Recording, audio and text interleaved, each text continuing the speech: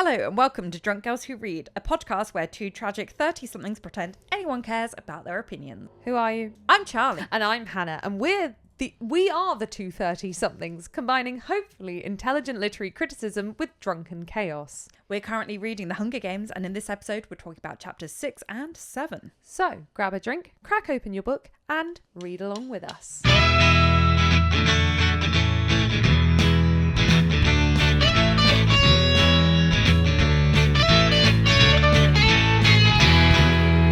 Hello. Hello. How are you? I'm good, how are you? I'm good. I like how it looks like you've just changed the pattern of your top without changing the top. And the sleeve length. Oh, is the sleeve? Oh, yes, sleeves. I'm going to do me some sleeve. How are you? Yes, we ate Greek food at last, after it was messed up in the last episode, which definitely wasn't also recorded today. We don't batch record. This is a completely different day, a day where our food did not get delivered wrong and we had to wait for more food. And it was the hardest thing both of us have ever been through. How are you? Full. Okay. Really full. We ordered a pudding, which we don't normally do because we wanted to try it. And oh my God, it was incredible. It was really and the best good. thing we've ever eaten. It And was now like I want to burst. It was like bougat something Bugatsu? Greek. It was incredible. It was really good. It was basically like kind of a custardy creamy concoction in like a pastry. It's everything I want in Fucking life. slapped. Yeah, incredible. Yeah. That's how I am. Good. What are you reading? I had a lot of messages after I said that I was reading The Secret History, like a lot. And a lot of you going to my personal Instagram to DM me about it. It was also when I posted my review of it on my Instagram. By the way, both of us on our personal Instagram post reviews to the books we've read. And we should also link our story graphs, actually, thinking about that. So you can stalk us everywhere we might read a book. Every single platform we might. And actually, something we haven't even said, if you're interested in any of the books that we mention, there is a link in our description where you can buy them, and you can buy them from independent bookshops, and we will get a commission that doesn't cost you anything extra, but we cheeky little commission. We're getting you're supporting local independent bookshops, don't we? We love that. Yeah, when I posted my review of it on my Instagram stories, it was the most likes I've ever received on a story. So people love this book and have a lot of feelings about this book. I loved it, adored it, absolutely incredible. I'd say one of the best written books, possibly the best written book I've ever read, like especially considering it was first person point of view. I opened it and was like, oh, it's first person. Everyone says it's so well written. It's not that I hate first person. It's that more often than not, first person to me signals a younger tone of voice, a more fan fiction style, a more YA style, something that typically I don't engage with. And typically for me, I find better writing, better prose, like in third person. This book taught me what first person can actually like really be. And like, oh my God, it was just incredible. It's really hard to put into words. And I said this in the review, I was like, I can't even write with the justice that it deserves, because it's not really about anything, and it's also genre spanning. Like technically it's like a murder mystery thriller, but it's really not. And it's so cerebral, I guess. Like, I'm doing a really bad job of explaining it, but so did every person who ever recommended it to me. So I just think it's a hard book to put into words, but what a wonderful reading experience. Long ass reading experience. It is. I have the paperback. I did not realize how thin those pages were. Neil had on holiday his Wheel of Time book 8 of something, A Wheel of Time. And his was like nearly double the thickness of the book I had brought, which is Secret History. And then I picked up the Secret History and was like, God, this is heavy. We looked it up. The Secret History was 650 pages and the Wheel of Time he had brought was 500 pages. But his looks double the thickness because of paper size. It is 650 pages of like the most dense, intense writing where you need to almost double read every sentence. So I'm impressed I finished it in 3 weeks, because it is similar to me to Babel, which took me 2 months to finish because I really wanted to absorb everything. But in that way, a very rewarding reading experience. It wasn't like, oh, I'm sad I didn't race through this. It was like, I feel really accomplished, not in a, I'm so intelligent, I've read a book way, just in a way I was like, wow, I feel like I've really been on a journey. Would highly recommend it. Absolutely amazing. Can see why it's a modern classic. A lot of people said to me they reread it on like a yearly or every 5 years basis. And again, I can see why. I feel like I definitely will reread it at some point because it rewards that. Fantastic book. Really great. 4.5 out of 5. Don't ask me why I minused a 0.5 because I can't actually tell you. My only explanation is if I don't feel in my heart it's a 5, if I can't with my full chest be like it is a 5, then it doesn't get a 5, which means I have very few 5-star reads. I can't explain my rating system more than like anyone else. Like it's nonsense, but I live by it. What are you reading at the moment? I'm reading the second You book in Bodies. Are the bodies hidden? No, actually, they're not. Is the That's thing. so annoying. Yeah, it's more metaphorical. Hate metaphors. He pissed in a cup.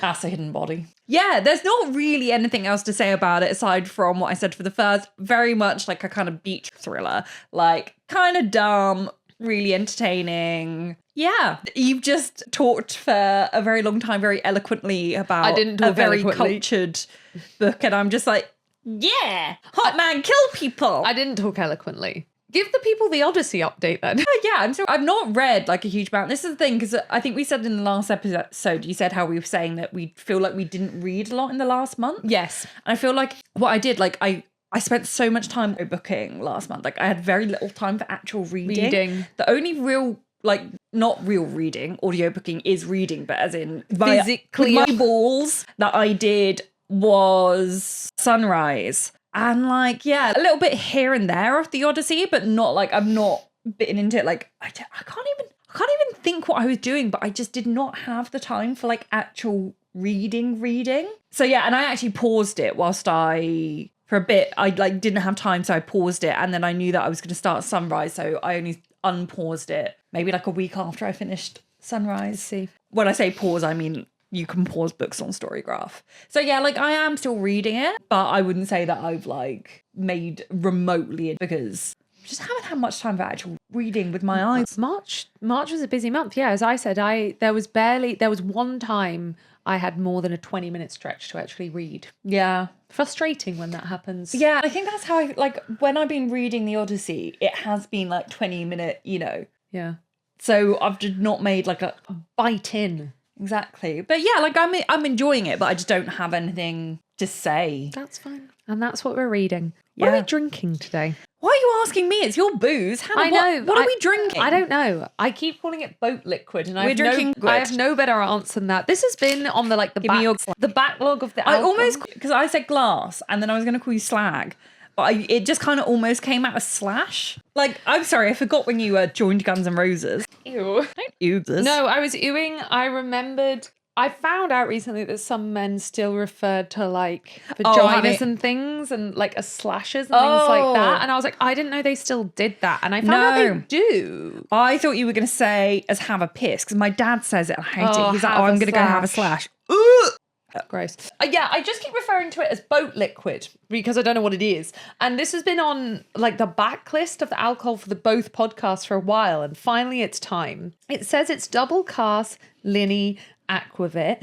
I had this brought back for me from my neighbour whose husband is Norwegian. I believe she brought it back from Norway for me. It is twice across the, product from Norway, twice across the equator, sailed to the other side of the world and back again for more than 200 years. It's apparently quite a famous thing that it has to, for this to like legally be what it's called, go over the equator line and back over. Line Aquavit, it's called Linny Aquavit, is famous for its maturation in oak sherry casks at sea, a journey that has continued for more than 200 years. La la la, la la la. It started, I don't think we want to analyse why people were going from Norway to East Asia in 1805. I don't think we want to talk about that. Exposing the cask to the constant rolling of the waves and shifting weather conditions had transformed the aquavit, the result being a perfectly balanced aquavit of spices and cask aromas. But yeah, legally for them to sell it, it has to go across the equator twice. And the name of the boat is written on the back of the label of each bottle, so you know which boat it's come from. Yeah. I'm going to say the label might say perfectly balanced. I did give this a sniff. It does smell like cleaning product. I don't like it. And it tastes like cleaning. I hate it. Oh. I don't like it. I don't like the boat liquid. It's kind of minty. I don't know what it is. It's like a minty aftertaste. Maybe they should have left it over the other side of the equator. I think they should have dumped it off in the ocean. Do I have to drink it? Or are we under any legal obligation? We don't know if we're meant to have it over ice, by the way. It came with no serving instructions, and we don't Google. We're vibing. We Google the entire history of minor actors and the French Revolution, but we will not Google how to serve different types of alcohol. The aftertaste is quite nice, but it's got a real like spirity kick. And I'm coming to terms in my old age that I just don't fuck with spirits. I hate the burn. I hate the kick. Life is not worth it. If it wasn't for this goddamn fucking podcast, I wouldn't ever do sour spirits anymore. Well, like obviously like vodka Coke is different. I wouldn't straight spirits, you know? I don't mind a spirit, and I'm even in my older age slightly getting into whiskey because Neil, my partner, is like a big whiskey guy, and I'm trying to learn, because before I blanket hated it, and I'm trying to learn what I do and don't like and try more of the... I learned last year that if you drink really expensive tequila, it both doesn't burn and doesn't give you a hangover, which annoyed me because I'd always been told that. And then to find that it's true is irritating. Yeah, I get the same thing because tequila is like the only alcohol that I don't... Not the only alcohol I don't like, obviously. There's Bloody Marys and Caesars. But one of the main, most blanket common ones that I you don't want to like order. I cannot... no. And yeah, everyone always says that. And I'm like, I know that you're right. But also, when the fuck am I going to order an expensive tequila but I got someone else to buy it for me. Nice. Multiple on a Christmas night out. A very senior person bought them for us all. And I was like, damn, they were right. Yeah. They've all been right this whole time. And I hate when people are right about I know things. they are. Especially when the fact that more expensive things are good. Yeah. That's what I hate the most in life. Yeah. I feel the same way about tequila as I feel about jazz. I want to stop the episode there. I want that to be the title, even though we don't use titles on this episode. I want that on a t-shirt. I want to text that to everyone I know who likes jazz. I feel the same way about tequila as I do about jazz. Yeah. Expand? Oh, okay. We'll expand. I typically will say to people when they say, what music do you like? I'm like, I like everything. I have a very eclectic taste in music aside from metal and jazz. And then I say, but... I've never seen jazz live, and I don't think... You've still never seen jazz live? Wow. And I'm like, I don't think that you can say that you don't like jazz until you've seen it live. I think that it's a different experience. I feel the same way. I don't think you can say you don't like tequila until you've had expensive tequila. But at the same time, tequila and I don't like jazz. Is take you to a jazz bar and buy you an expensive tequila. Yeah. That sounds like a great evening. Right, chapter 6? I don't know why I keep having a crisis that we have like more top of the episode things, but we don't. I think we added one and then suddenly had this huge crisis. So yeah, they go to the training centre tower. Effie is telling them that she's been PRing them around town, trying to get them sponsors. But at the same time, while she's telling them this, she talks about calling them barbs, which Katniss quite rightly is thinking like, that's a little bit rich. Like, you're the ones that are like betting on us. Yeah. But yeah, sure, we're the barbarians. Yeah. She says that she's come up with this great line, coal under pressure turns to pearls.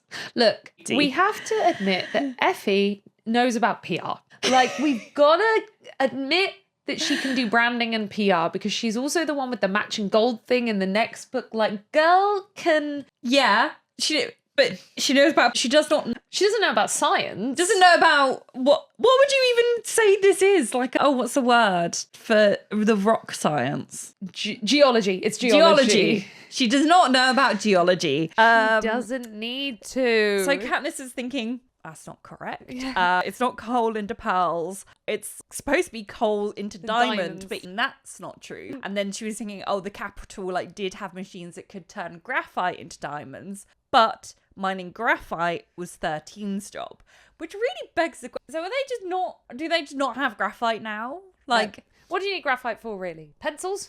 Diamonds? That's true. I really can't picture them. What is graphite used for? Okay, pencils. So the Capitol doesn't have pencils, and diamonds, and I guess they don't have diamonds. Which, to be fair, diamonds are a finite resource anyway that we shouldn't be using. Yeah, but they're like artificially making it out of graphite. Oh, batteries and lube. Well, okay, there's kind of essential. Yeah, definitely batteries, lubricants, and as a component in steel making and nuclear reactors.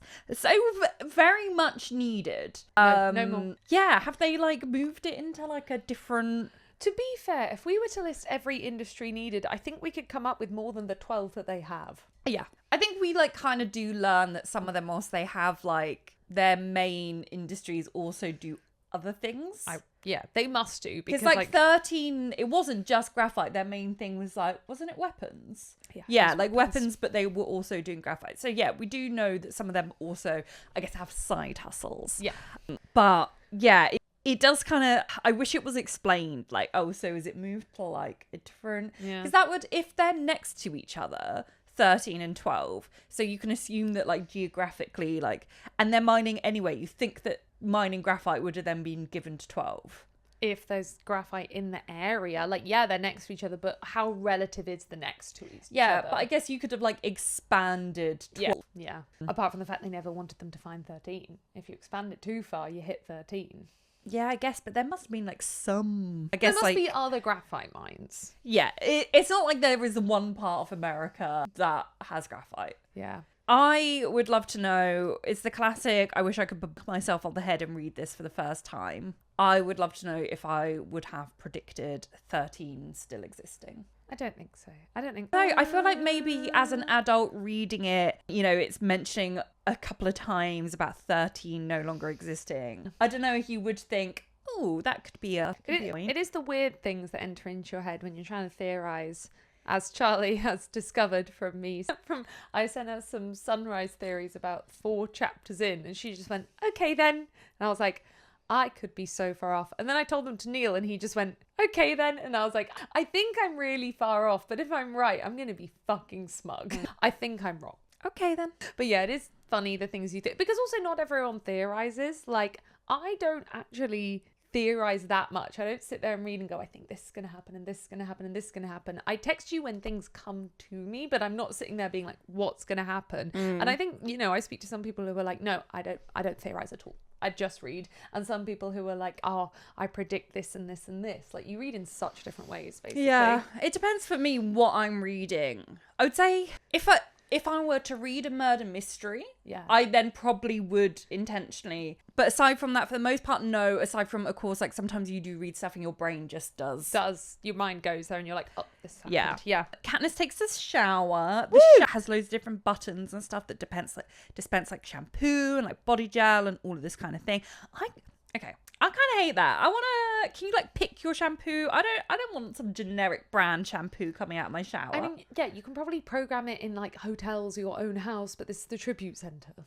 I mean, yeah, obviously. There's like heaters when you get out that like blow dry your body. Weird. There's a thing that you press and it puts like, a current through your body, which like untangles and instantly dries your hair. The fucking dream. Give it to me. Creepy. Something that's going to immediately dry my hair with not a single tangle. Give it to me. There's windows that kind of like are switching about, like zooming into different like views of the city. This to me feels like a massive like weird privacy thing. What if it like zooms in on someone's window? Or I don't know. It's weird. I always assumed it wasn't real, that it was like a pre-recorded thing that they'd already... But it says like windows. It's not like it's playing a video. Like it is a window. I always assumed it was a video that just really looked like a window. I guess you could argue that it's the same as anything. Like, you know, anyone can look in your window. Just shut your fucking blinds. Yeah. But... Did I tell you about the naked man? No.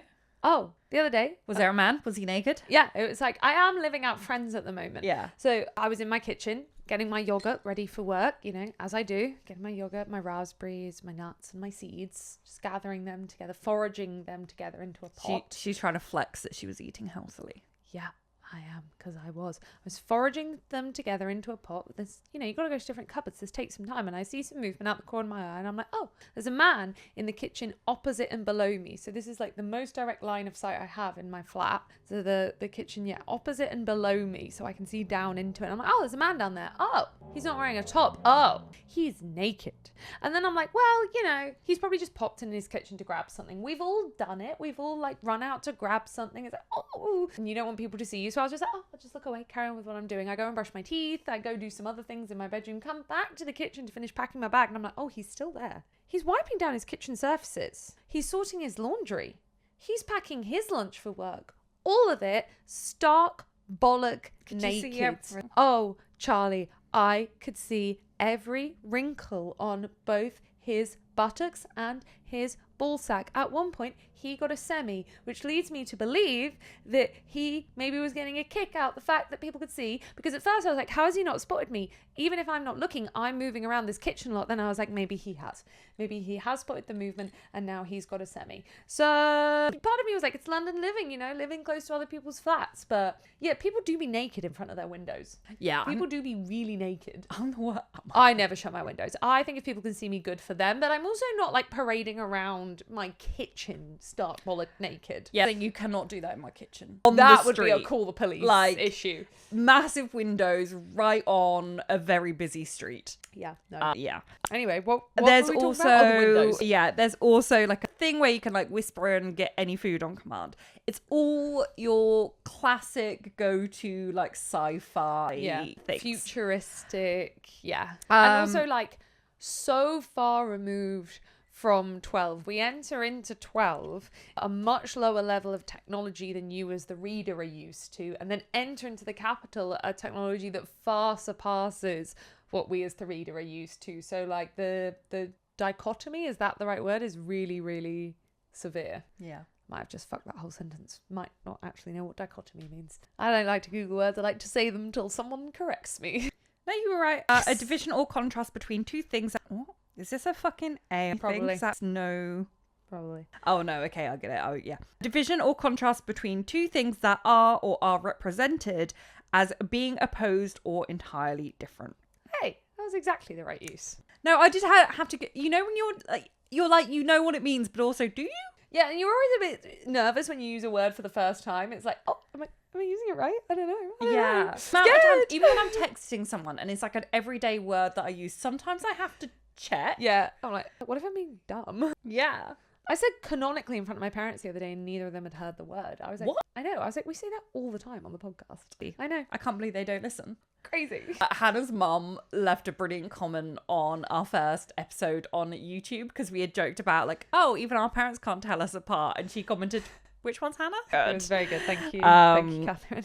Hamish is pulling himself together, much to Katniss and Peeta's relief. Katniss dinner decides to drink some wine. She's like, you know what? I'm about to die. I might as well see what the fuss is about. Good for her. Drinks some wine, hates the feeling, can't relate, and doesn't understand how Hamish can stand it. All of a sudden, there is an avox there, although at this point we don't know what an avox is, but there is a redhead woman serving them. Katniss looks at her and goes, I know you. Like, kind of not thinking, she's just like, I know you. And then they're like, no, you don't know her. She's an avox. They explain that avox's servants have had their tongues cut out, probably because they're some kind of traitor. And everyone's like pretty appalled and saying, no, you can't know her. Like, Katniss, why would you know a traitor?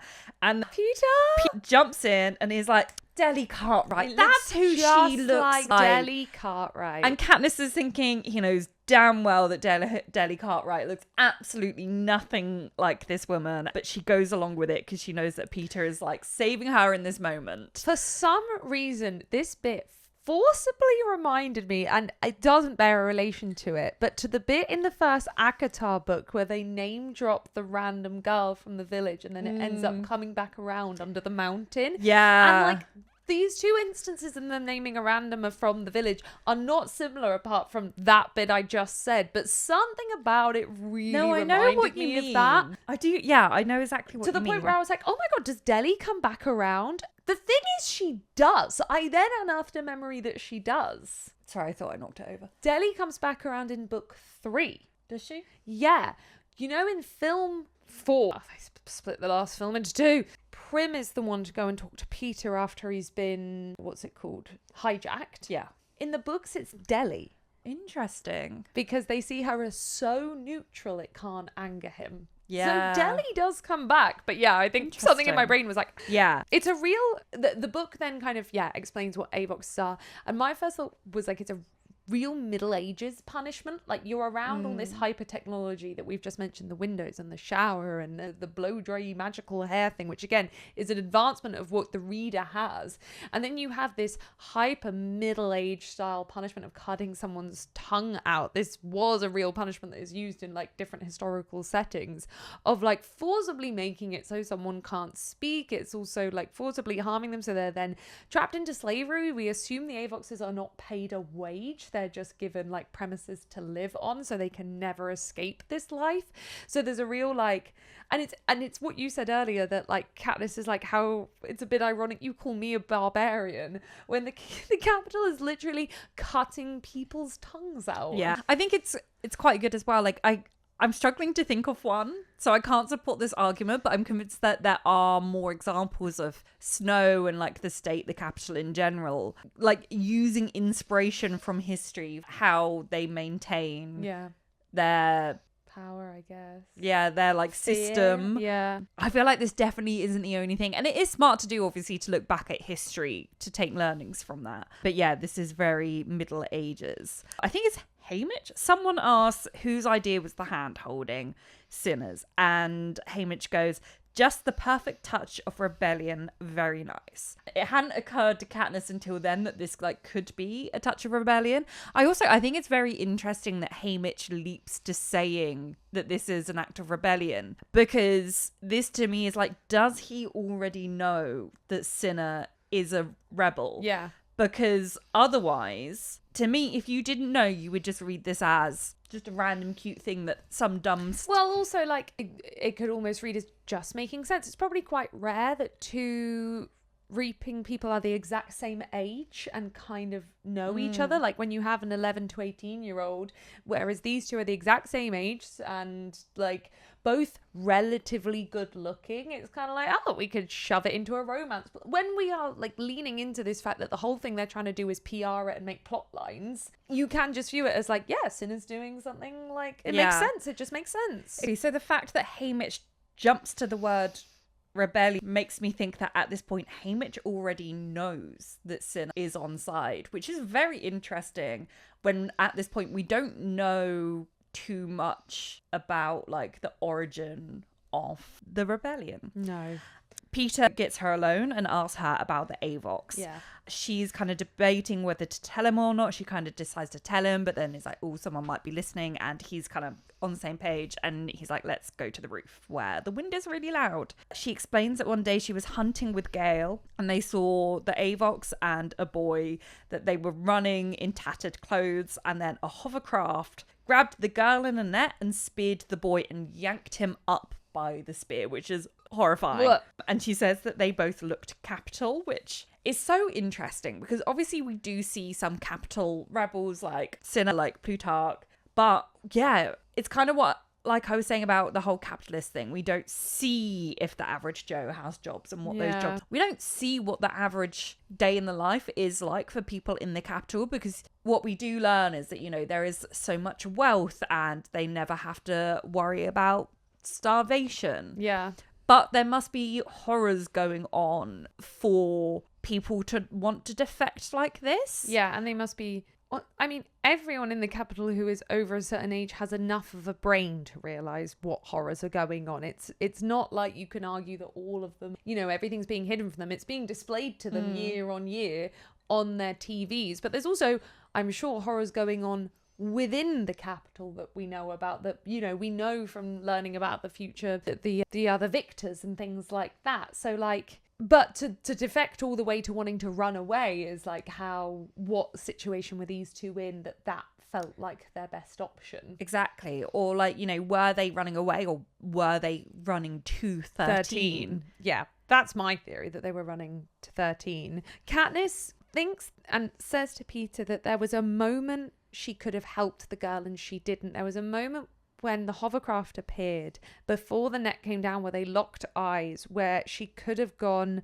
and grabbed her and she didn't. And Katniss has kind of lived with that since it happened, with that moment she chose not to help. And although it's like Peeta points out, like, you couldn't have done anything, you would have been captured too, it speaks to how well the capital system of control works, because when you are so terrified of your own livelihood and your family's livelihood, you innately will only look after yourself and your immediate family. When the risks are so high, you innately turn away from community, and that turning away from community is what prevents an uprising. If your priority is to look after yourself, which it has to be when you're forced into, you know, poverty and fighting for jobs and things like that, and also living under a peacekeeper regime where people can snitch on you and things like that. Although 12 does have a sense of community, it's very hard to turn that into a sense of uprising when anyone can be made suspicious of each other, and that suspicion means death. But that's just capital control, and that's again reflective of like how control is enacted in lots of different in history, and B still nowadays in regimes that aren't democratic. That is how you maintain control. Yeah. Peter's kind of asking about her Gail. He says, because she describes him as a friend, and he's like, oh, I thought you were cousins. You know what he's thinking? He's like, oh, is she not single? Which is like, Peter, get some priorities. He's in love. He is in love. He's in love. And we're on to chapter 7. Chapter 7. We're on to the training montage. Boom. That's what they should have not actually done any of these scenes properly in the film. They should have just had like an 80s training montage. I see what you're saying with 80s, but all training montages should just be, let's get down to business to defeat the Huns. All training montages. Yeah. I'll accept nothing else. Yes, okay. Okay. Yep. So Katniss is getting down to business to defeat the Huns. Also, I only view that line nowadays as like the Huns, as in like the yummy mummy Essex girl Huns. The Hun machine. They do need defeating. Yeah, I love the Huns. Katniss has been having bad dreams. She wakes up, she has breakfast. She starts to wonder about what her family thought of the parade last night. Kind of already, I said this, like, I feel like I would be thinking about this all the time. Like, what is Prim thinking? Like, are they scared for me? Like, are they proud? Are they thinking, oh, she looks so good, she did so well, like, can she do it? I think 100%, I think Prim thinks that Katniss is coming home. Like, I really do think that Prim's like, yes, she can do it. Yeah. I think the televising it to the districts thing, although it's necessary for the control anyway, it's another really good way to control the tributes themselves. Yeah. Even though they're being forced into situations where they will do whatever they're going to do to live. We see in this book, in these books especially, how knowing that people back home are watching them alters some of their behaviors. So like there's so many layers of control. Yeah.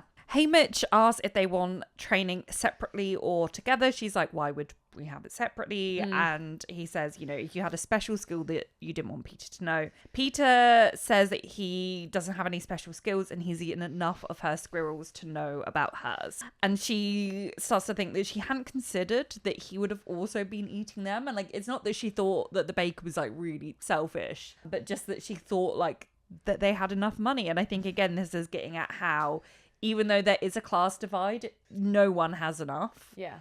So, of course, like, even rich people are still sometimes eating. And it's also that level of rich is, you know, rich in terms of District 12. This is not rich in terms of another district, and that is especially not rich in terms of the capital. But again, it's a method of control. Katniss, then, without... this is not for the cameras, this is not for the audience, this is not for... to even really to get Peeta on side, claps back that Peeta, she's seen him lifting sacks of flour. He must be able to lift, and it says a number of pounds. He's really strong.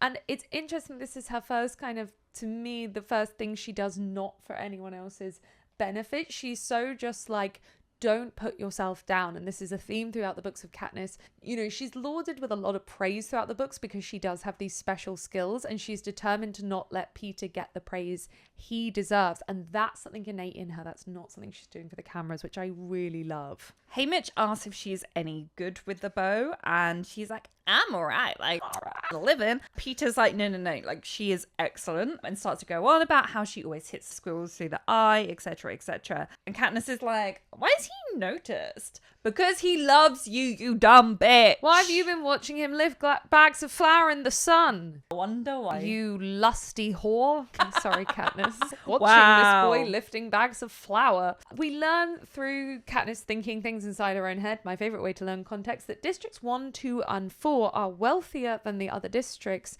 and actually train their tributes to go into the games. It is a privilege to enter the games. They volunteer for each other, no matter like what name is called, whoever thinks they're the best volunteers, and they're called the careers. I would love to know how that, do they have some kind of like rota? Like, Is it just whoever says it first is like, I don't know. Yeah, like, how do they agree who's going to volunteer each year? Yeah.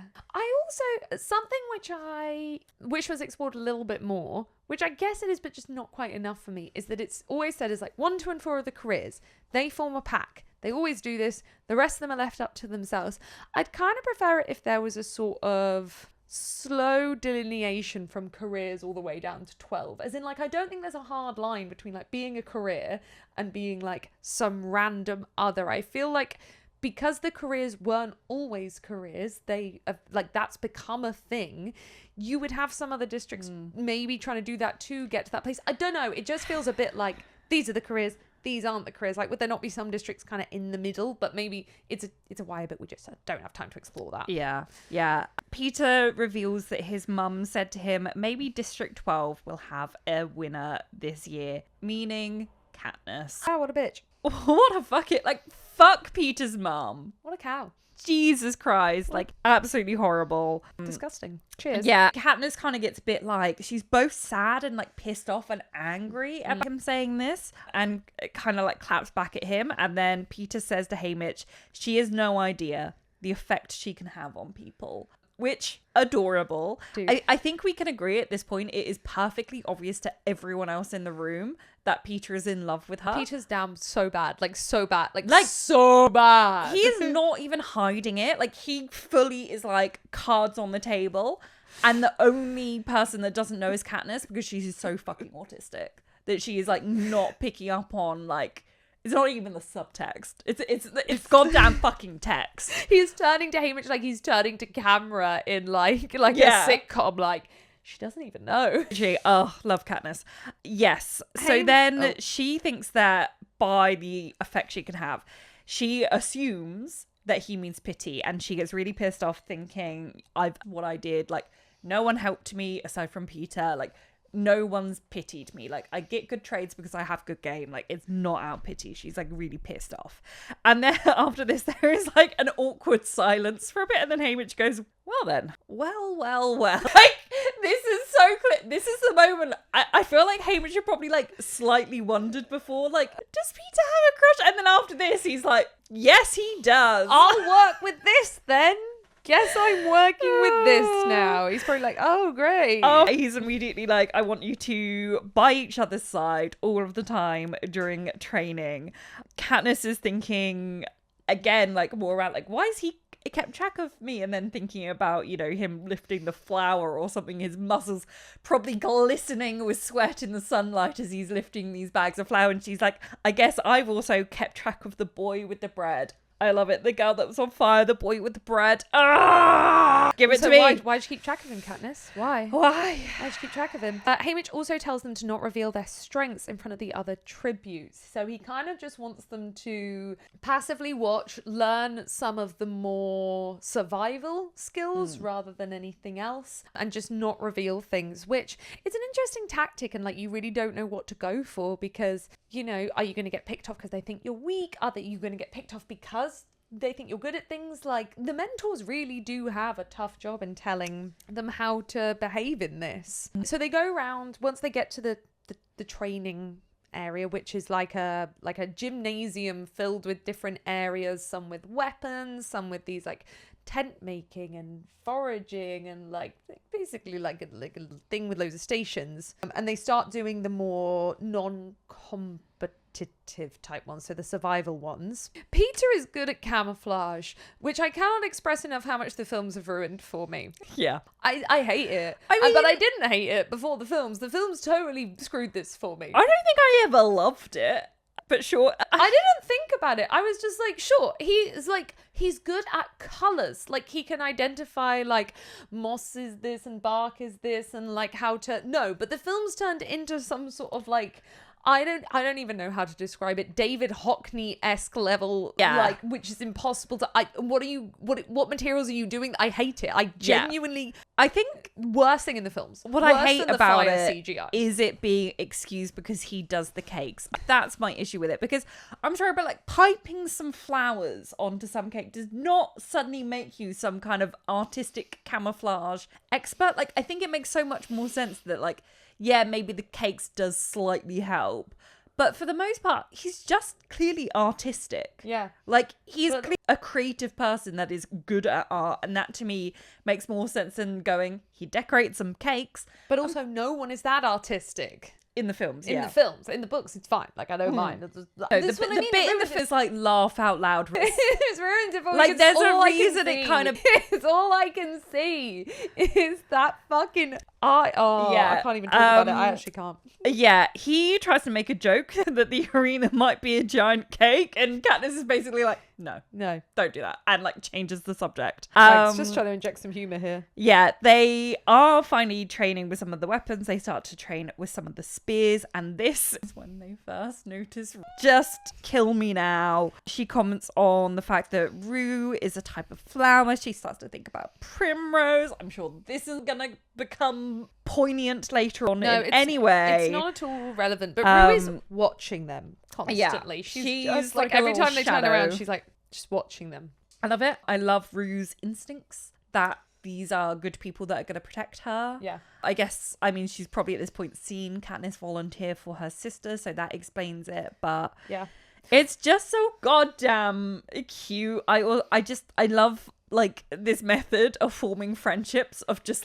being there, you know? If I stand next to you for long enough, you'll have to like me. That's how I make friends in offices. Also, on the jumping very quickly back to the Peeta makes a joke about the arena being a cake. Katniss thinks he's only being friendly and making jokes because Haymitch told him to. Yeah. Because Katniss doesn't seem to understand human interaction in any sensible manner. Later on, they have a bit more like kind of funny banter, and he makes her laugh, and then she's like, let's not pretend when there's no one else around. And Peter's like, okay. It's like, Katniss, just twist the knife. He was pretending. He liked you. But also, even if he didn't like you, even if he didn't fancy you, he's allowed to be a nice person. He's allowed to just be nice to you. It's okay to just... This is the thing. She's so used to people using her and like having a reason to like her or to talk to her. She cannot wrap her head around this guy. Yeah.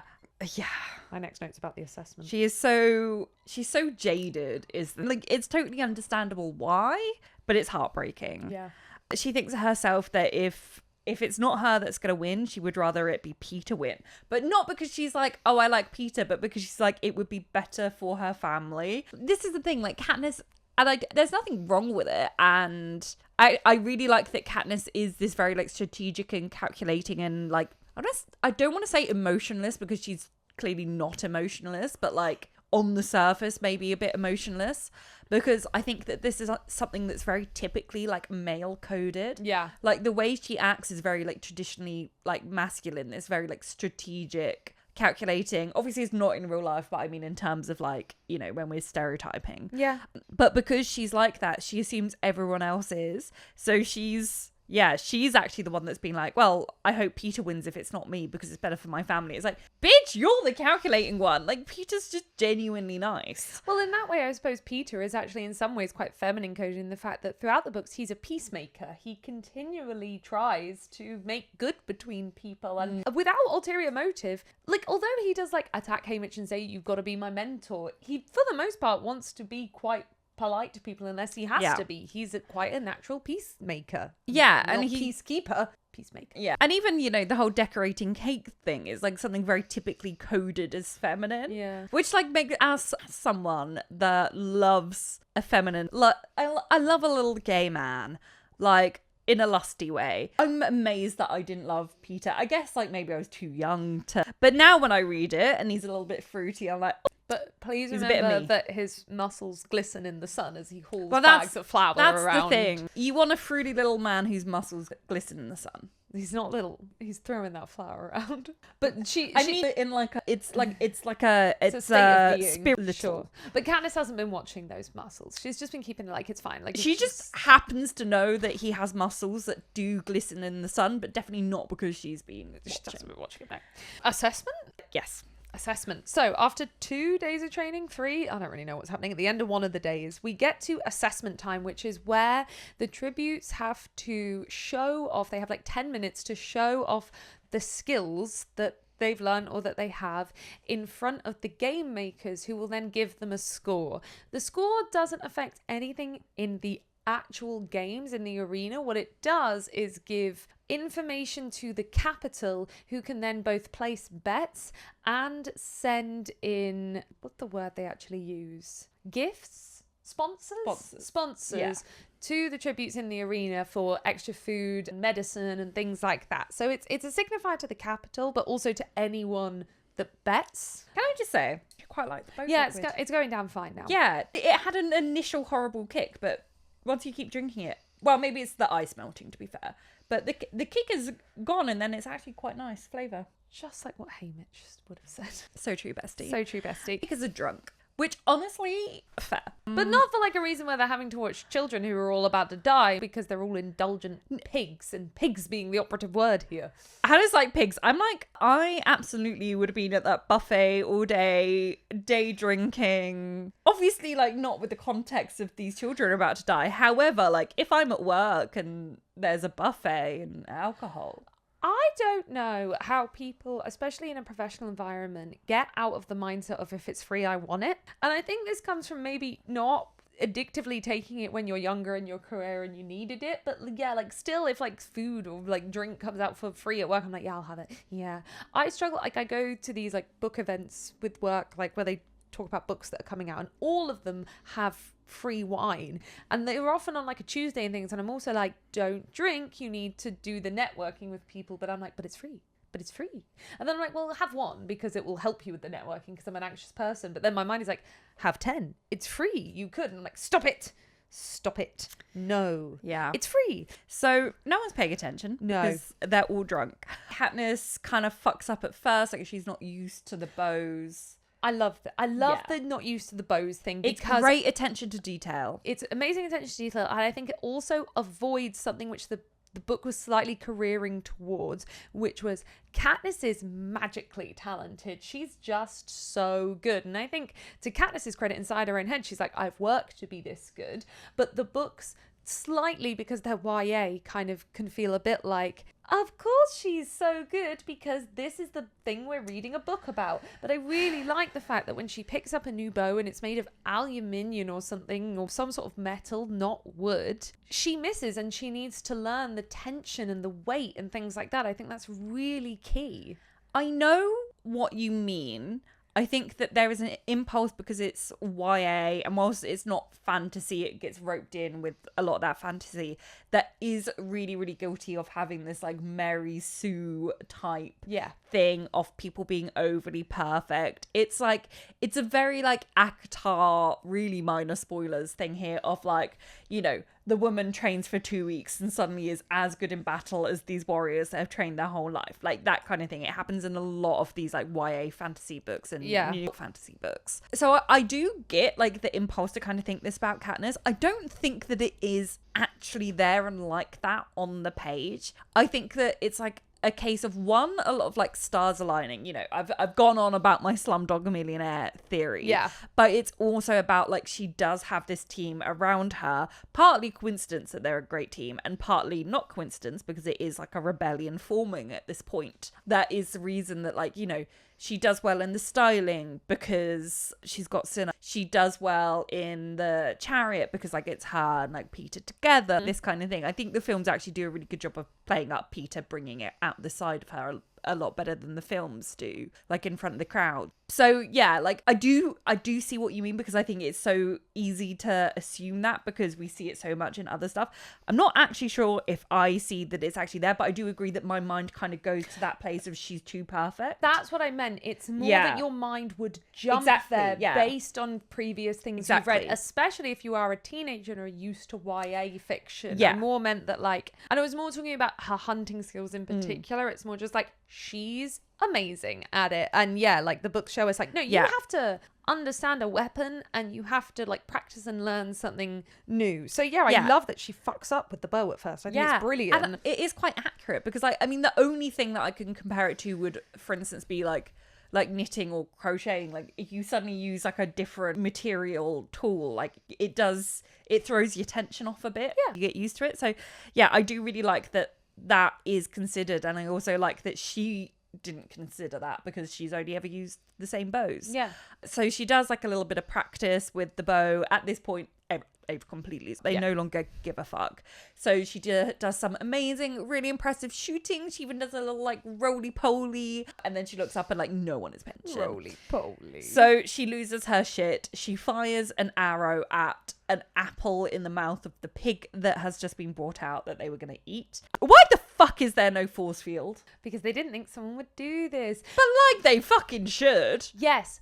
But I was going to have a sunrise on the reaping thing, but I guess it's just like a general point about this. They are so beaten down, the kids don't think to uprise. It's not in their instinct to do it. Yeah, but just have the force field to be safe. But that's how safe they think they are. Yes. It's convenient bollocks. I'm sorry. The Hunger Games do very little wrong in terms of plot convenience. This is, for me, a plot convenience moment. What do you mean you're giving them weapons and bows and there is nothing between them and the game makers? I like it. I think it makes sense. I think it shows how arrogant the Capital are, and also how sure they are that this level of like of punishment that they've done to the district has worked. I disagree. And I also think that the prequels, you know, I'll just like say it as like the reference point because we're not talking about Sunrise yet, but like in Ballad we do show that we do have examples of like the Capitol and the peacekeepers and the game makers being afraid of the tributes and like, you know, restraining them, having weapons against them. So we know that historically from the prequels that the Capitol is scared of them and does see them kind of like wild animals that might retaliate. And I know that we can't hold the Hunger Games to like that standard because they're prequels, they weren't out at this point. But I do think that those additions in the prequel then make this seem even more unrealistic. That yeah, if we know that in the past they've been afraid that the tribute's gonna like get violent, get revenge, it does make it look kind of silly that there's no force field. Yeah, I mean, I guess my argument against that in Bosas would be that the tributes in Bosas are close enough to the rebellion to still be angry about it and like be the first or second generation post it, whereas we're now 6 generations deep who are very brainwashed. And also, like, let's take Katniss for example. She does want to win and get back home. If she shoots some of the game makers, they're just going to kill her right here and right now, which yes would be my goal, to not get to the arena, but is not Katniss's goal. So yeah, like what they're going to do. It's plot convenient. But anyway, so she goes, thank you for your concern, and she storms out. Yeah, and we learn a lot about Katniss through this. She has a temper, she's unafraid of confrontation, she's headstrong, and she does not always think through her actions and what consequences they will have. No. So yeah, that was that was a chapter. That sure was. It was indeed a chapter. Thanks for listening to it. Bye. I don't remember what we say at the end. I don't know. Goodbye. Thank you. Thank you for listening to this episode of Drunk Girls Who Read, a podcast by Goblet of Wine Productions. If you'd like to follow us around the internet, you can find our social media links in the description. Or if you'd like to support us further, you can find us on Patreon, where you'll get access to bonus episodes and behind-the-scenes content. Thank you so much for listening to this podcast, and we'll see you in the next episode. Bye!